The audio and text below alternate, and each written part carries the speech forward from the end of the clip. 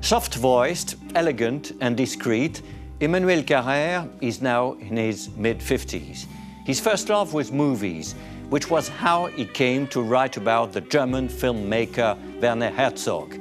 Then he published a biography of the American novelist Philip K. Dick before he turned his hand to fiction with a series of impressive suspense stories, including the recreation of a real murder, the story of a would-be doctor who massacres his entire family once his treachery is revealed. From which you can gather that Carrère does not deal in small themes and that he has moved away from the pure novel form to develop a style of his own, real and experienced situations, out of which he forges what the French call récit, a form which is far more than a factual account, since filled with an accomplished art of writing. Read the first lines of Other Lives But Mine.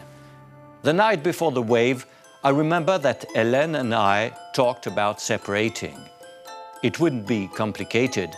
We didn't live together, hadn't had a child, and were even able to see ourselves remaining friends, and yet it was sad.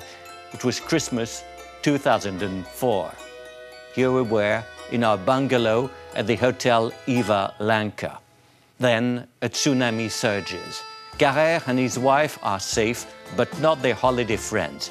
Juliette, a young girl of 4, is swept away by the wave in front of her powerless family.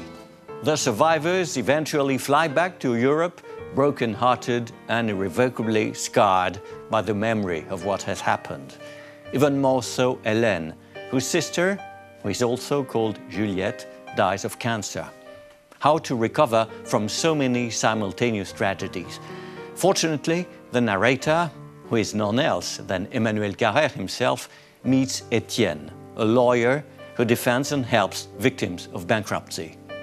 Carrère's skill as a narrator is so sophisticated and sympathetic that little by little you actually penetrate into his character's most intimate impulses.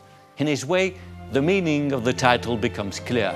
The writer's task is to disclose, and selfish autobiography can only make sense if you get out of your own self to welcome other people's feelings, which is exactly where Carrère succeeds. Philippe, Juliette's grandfather, convinces the author to write down their story since Carrère happens to be a writer.